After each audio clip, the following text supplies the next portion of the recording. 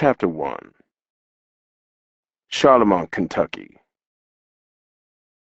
Mist hung over the Ohio's sluggish waters like the breath of God, and the trees on the Charlemont shore side of River Road were so many shades of spring green, the color required a sixth sense to absorb them all. Overhead, the sky was a dim, milky blue, the kind of thing that you saw up north only in July, and at 7:30 a.m., the temperature was already 74 degrees. It was the first week of May, the most important 7 days on the calendar, beating the birth of Christ, the American independence, and New Year's Rockin' Eve. The 139th running of the Charlemont Derby was on Saturday, which meant the entire state of Kentucky was in a thoroughbred racing frenzy. As Lizzie King approached the turnoff for her work, she was riding an adrenaline high that had been pumping for a good 3 weeks, and she knew from past experience that this rush mood of hers wasn't going to deflate until after Saturday's cleanup.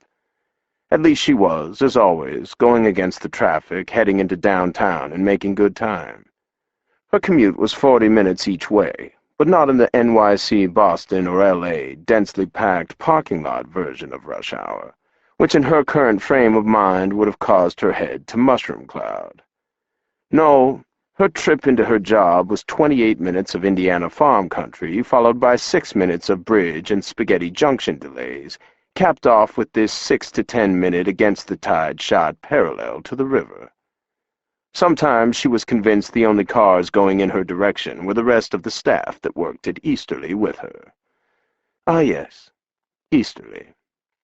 The Bradford family estate, or BFE, as its deliveries were marked, sat high up on the biggest hill in the Charlemont metro area and was comprised of a 20,000-square-foot main house with 3 formal gardens, 2 pools, and a 360-degree view of Washington County.